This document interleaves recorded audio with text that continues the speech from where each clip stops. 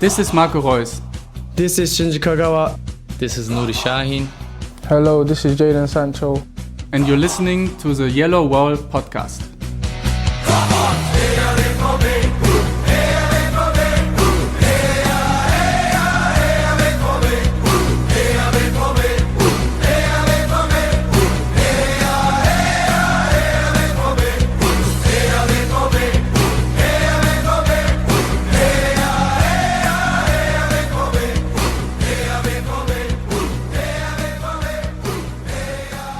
Hello and welcome to episode 347 of the Yellowwallpod. I'm your host Stefan Butzko, and today we will talk about Dortmund's 3-0 win against Club Brugge in the Champions League, and we will preview tomorrow's game against 1. FC Köln in the Bundesliga. For all that and probably not much more, joins me Lars Bollmann. Hello Lars, how are you doing? Hi Stefan, I'm fine. How was Thanksgiving? It was actually wonderful, not having to see anyone but my wife. It was very nice. We had honey ham, we had mashed potatoes, we had stuffing, and we watched airplanes, trains, and automobiles. And later we finished the last 3 episodes that we had left of The Queen's Gambit. So all in all, a very nice Thanksgiving. And the only downside really was this morning that across the street someone had to drill a hole into a wall for 40 minutes straight, and that kind of cut my sleep short. But otherwise, I'm doing very fine. Did you catch any Thanksgiving football? The Europa League kind or the NFL kind? The NFL. The answer is the same. No. Yeah. Did you do anything for Thanksgiving, or do you just not celebrate it since you are not, in fact, an American? Well, neither you, Stefan, but since I'm in Germany and German, no, I obviously didn't do anything for Thanksgiving. As a matter of fact, I think a bank holiday, if you like, centered on turkey, which is arguably not even a top 3 bird. No, it's stale as fuck, which is why we had honey ham. Yeah, I mean, it's not something my mind wraps itself around easily, so. Yeah. Yeah, the entire holiday in itself is a little bit questionable, I will say. But also, I don't care because we made it a good time last night. So there's that. That all that matters in the end. So speaking of a good time, that's also what Dortmund had against Bruges. Lucien Favre made 5 changes to the Hertha lineup. Hazard, Reina, Sancho, Delaney, Bellingham came in for Brandt, Reus, Dahoud, Witzel, and Can. Dortmund reverted to back 4, and in the 90 minutes they had about 52% possession and 22-2 shots, and really we can only count 1 shot from Vormer in like the 20th minute or so. The other one was like a Hail Mary shot from 59 yards out from Grimchik. And Dortmund had thus 8 shots to 0 on target, and obviously you had Erling Haaland with another brace. That means now he has 16 goals in 12 Champions League games in his still very young career. And obviously, Jadon Sancho made a comeback to form, if you will, with 1 goal, which was a delicious direct free kick and assist. He had the most key passes and 3 passes into the penalty area, which was also the most, tied with 2 other players. So, Lars, this was obviously a very chill, I would say, group match, home game for Borussia Dortmund. They were not really troubled by the Belgian side in the slightest, to be honest. So what, if anything, can we take away from this game other than 3 points, and knowing that the next game against Lazio, with a win, Dortmund can secure the group win and move on to the knockout stages? Well, taking our listeners behind the curtain, before we started recording, I asked you about the goals and you tried to paint the picture, and I didn't necessarily see it in front of my inner eye. I tried reading up on it, still didn't happen for me. So as far as I'm concerned, outside of the Sancho free kick, the entire game has been blitzed from my mind. So 3 points. Lazio coming up at home. A point will suffice for qualification for the knockout stages, which obviously after the draw took place, we all kind of anticipated this being a fairly easy group for Dortmund, and it's turned out that way. Obviously not the smoothest ride in terms of the first meeting with Lazio. I think that's obviously something that they will try to correct next week, which I'm kind of looking forward to because, as we talked about then, I don't really rate Lazio. There's a bit of they're kind of shady as a club, and a lot of questionable connections from their fans and whatever.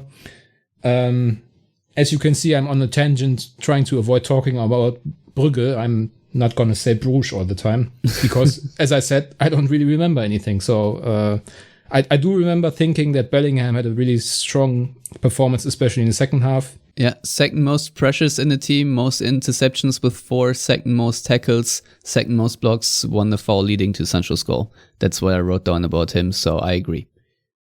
Yeah, I mean, they're obviously on Twitter nowadays. If you're quick enough, because they get taken down sometimes, you can catch compilations of, all actions or all touches or whatever. And the one for Bellingham against Brugge is one to look out for if it's still up, because I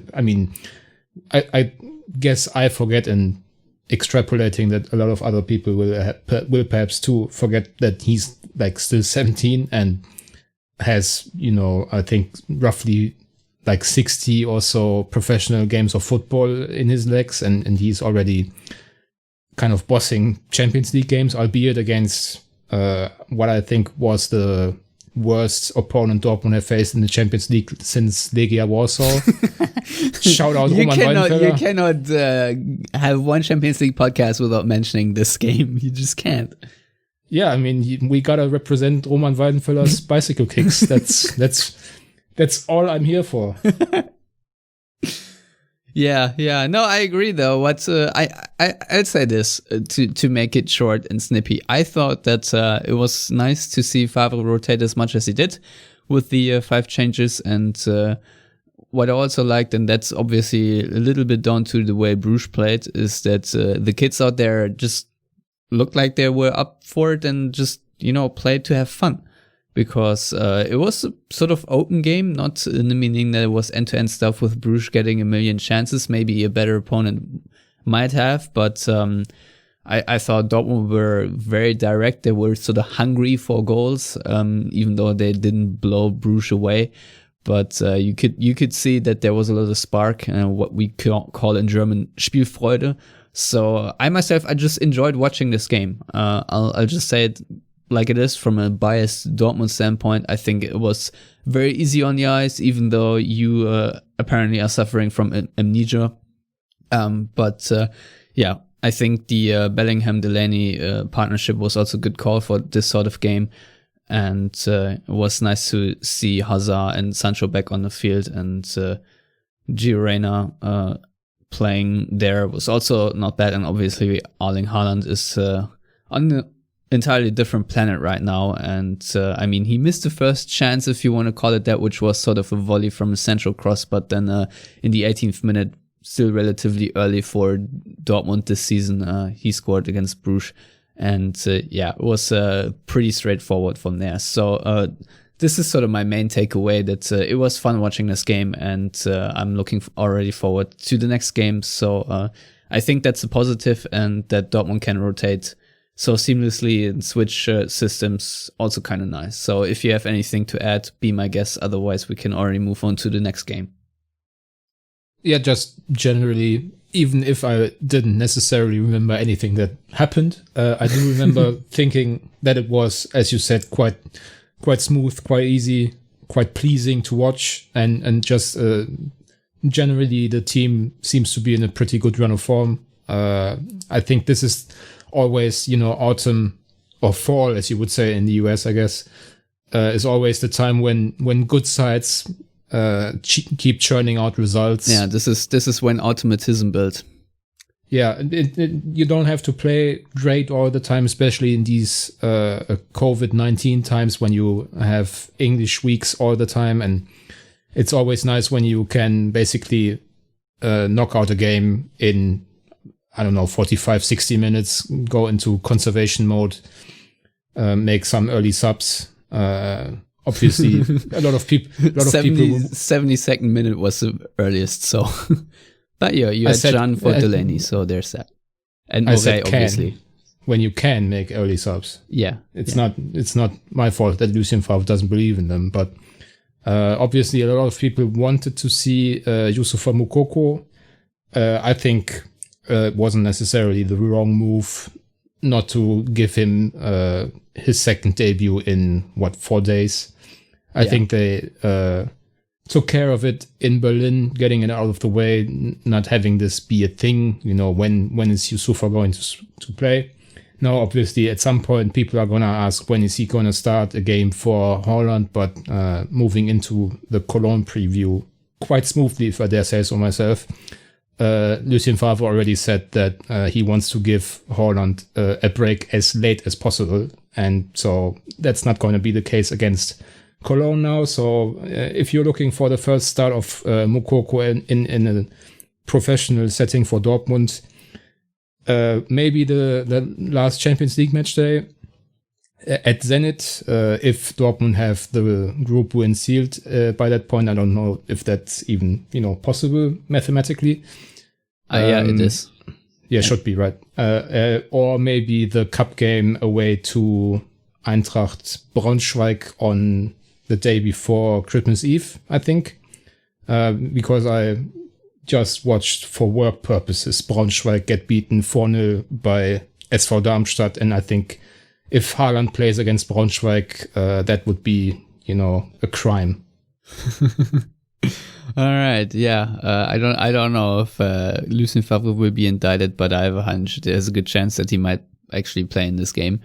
But it's a good shout, Lars. I'm obviously only looking from game to game, so I don't even know when these games are coming up.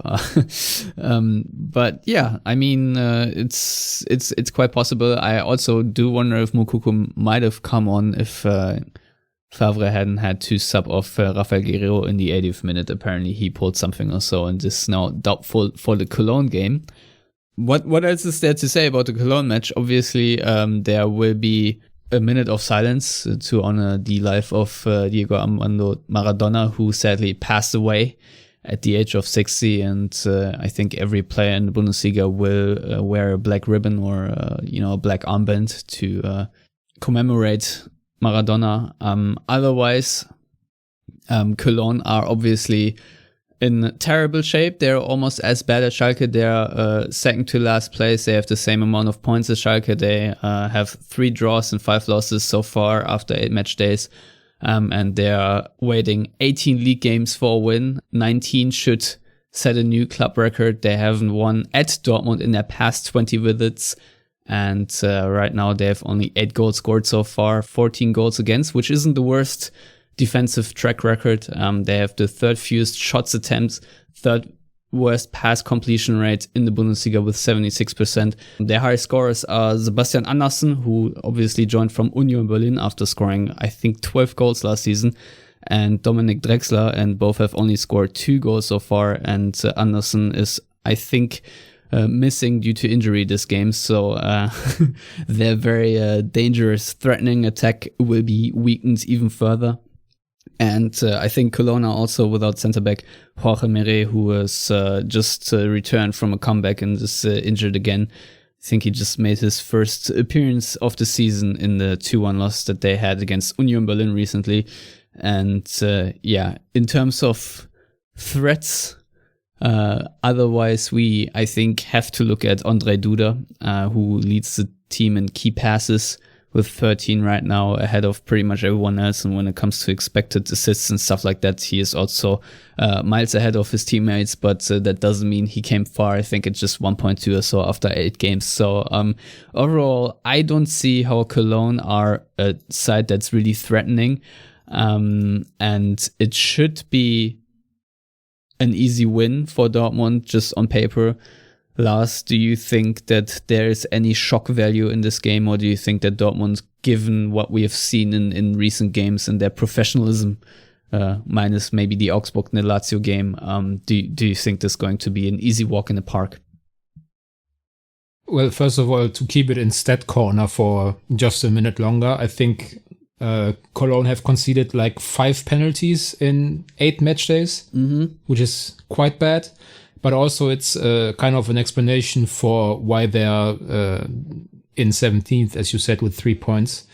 Because this week I looked at expected goals and expected points for a piece, and actually Cologne are arguably the side that has been hard done by the most, if you like, in terms of not getting results that they should have. Did you source the stats from Understat? Was it that piece? Yep.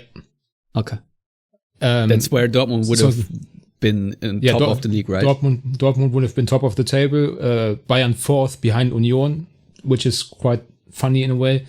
And Cologne should have, I don't exactly remember, but they were 13th in the table. So I'm assuming that penalties play a factor in that. Obviously, penalties and expected goals are always a bit of a particular story. But it's just to point out that Cologne definitely haven't been as bad as Schalke, for example. They've been in a lot of these games. They were really good against Bayern. Lost 2-1. Obviously, Bayern weren't playing with their absolute best 11, but still not getting pummeled by Bayern as a team fighting against relegation is always a positive. And it's certainly something that Cologne will look at when facing Dortmund. I just think, given what we know of Dortmund's run of form and Cologne's personnel issues, as you've mentioned, without Anderson, they are probably not going to play an out-and-out striker because Anthony Modeste has only come back from, I think, a 5-week absence. So he's not really fit to play. They don't have great necessarily personnel in defense, even though I like Sebastian Bornau, Belgian centre-back. I don't know how they are going to deal with Erling Haaland, and just generally, I think Cologne, everybody kind of expects Markus Gisdol, the head coach, to face the sack. Maybe after this game, if Dortmund pummel them, but certainly going forward, I think he only extended his contract ahead of the season, which was quite strange because obviously Cologne haven't won since I think March 6th or something, so before the first lockdown in Germany. But if Cologne were famous for brilliant decisions at the front office, they wouldn't be Cologne as it is right now. So it kind of makes sense that they made this weird decision. Yeah, I mean, it's Horst Held, he of Schalke fame. Infamy, yeah, making the decision there. So, I mean, there's a really realistic scenario that Dortmund have like the easiest time of their lives, win 6-0, another hat-trick or so of Erling Haaland, and Markus Gisdol is sacked by Cologne. And honestly, to me, that's the more likely scenario than Cologne even getting a point. So I don't have the fantasy in my head how that's going to play out in favor of Cologne, but obviously football is a game that has to be played on the pitch and not in a podcast. Yeah, that's very true.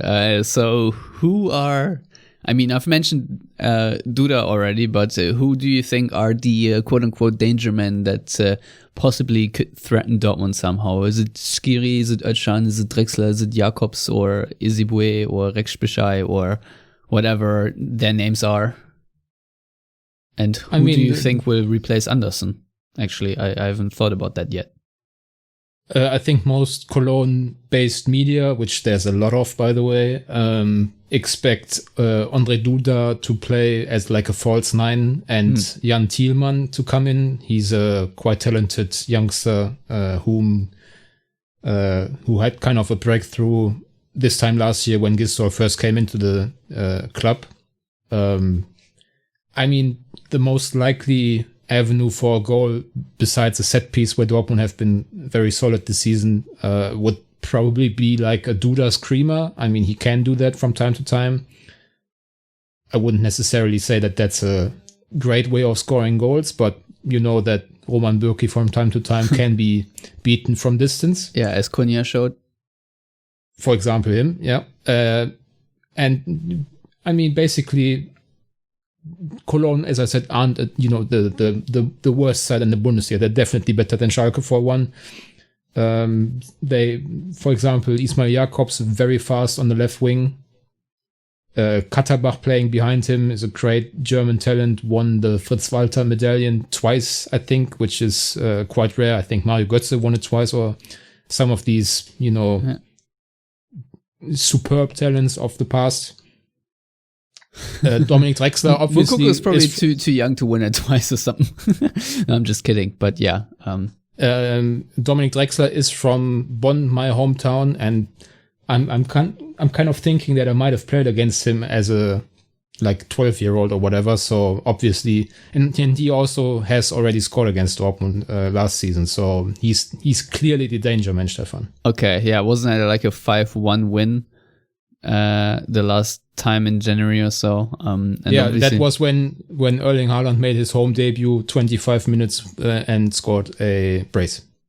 Oh, only a brace? Wasn't it a hat-trick? Okay, lame. No, hat-trick against Augsburg away, right. And then home to Cologne, only a brace. So. Yeah, he started to regress very early. I remember that. Yeah, obviously one who we have not mentioned, but who is proof that he can score against his ex, sort of, is Marius Wolf when he scored against Frankfurt in the Dortmund shirt.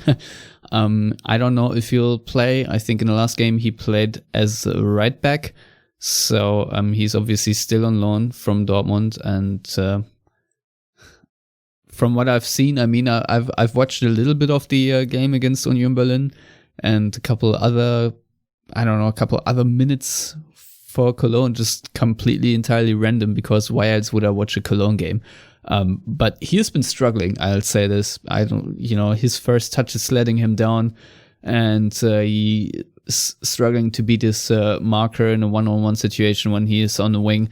So maybe that'll change against Dortmund for whatever reason. But I don't know how much he'll do against Dortmund. So it's going to be really one of those games where if Dortmund show up, say 80% or so, that should do the trick, honestly. And obviously Cologne have Timo Horn in goal, who I also do not rate really highly. For a long time he was always sort of rumored to maybe replace Bürki or to come in to replace Roman Weidenfeller back in the day, but looking how he has developed, I think that ship has sailed a very long time ago. So not my favorite goalkeeper, and I think he's also a bit error prone. So maybe even if Dortmund don't create the 100% chances, maybe they can just get one past him due to him making an error or something. Or maybe I'm jinxing it entirely now. But Lars, let's focus just a little bit on Dortmund here. I just mentioned the 5 changes to Dortmund that Favre made.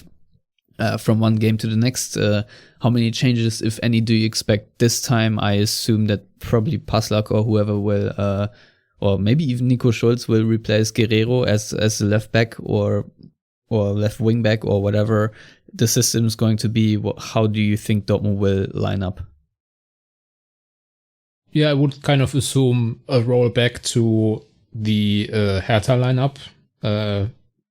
I mean, it would make sense just in terms of how they balance, all the strain on the team right now, to not have too many guys go again and again. I mean, obviously, you could argue that the Lazio game coming up, even though it's on Wednesday and that's like a decent amount of rest these days, it's still probably somewhere in their minds. So I would kind of expect, as I said, the rollback. So the guys that came in, not all of them definitely, but most of them I would expect to rotate back out again.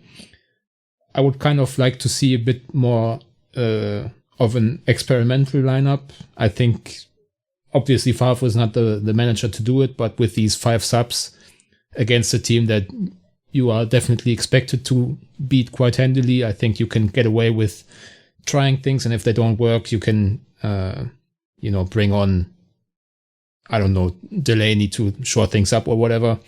So I would like to see, for example, Matteo Morey get a start on the right wing. I think Meunier has played like all the games, including national team football for Belgium. He's obviously got great stamina and whatnot, but it's not like he's playing out of his mind, and you can't replace him. So I would like to see what Mulray has to offer, especially if they go with the back three, because we've talked at length in recent episodes, I think, about Meunier's being better suited for a back four than a back five. Let's put it nicely. I would like to see Passlack or Schulz replace Guerrero, just so he doesn't, get injured in a winnable game without him.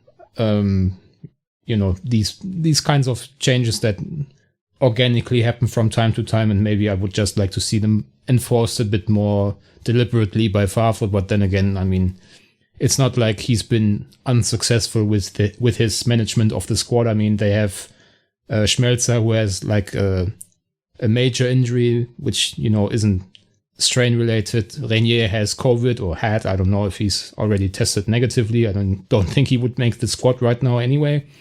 And Zagadou coming back from a ligament injury in his knee. So, I mean, to have all these fixtures, all these national players going around the world and have basically no new injuries in autumn is not something Dortmund are used to, and it's definitely something that we can kind of tack on as a positive for like the coaching staff and athletic trainers and whatnot. Yeah, I would agree. I was just thinking that earlier, that it's surprisingly few injuries, all things considered. So that is very positive, but obviously then you also need to keep rotating. And I actually would have probably already rested Guerrero against Bruges, if I'm honest, because he is... we all know that he's prone to pulling a hammy every now and then, and obviously he has been absolutely integral for this Dortmund side so far. And I don't want to see him injured, because Dortmund really do need Guerrero, especially in bigger games. So this would be a very good time to give him rest. And from what I could discern from the Favre news conference today, that's probably also the likely scenario. But who knows? I think also Zagadou is back in training, right? But if I heard it correctly, Favre wouldn't include him yet. But, still needs more time on a training pitch to be fit and ready for the matchday squad. At least from what I could tell.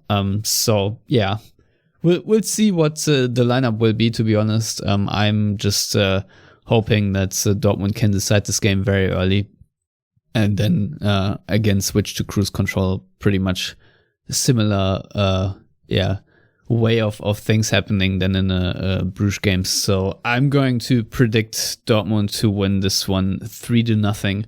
What is your prediction, Lars?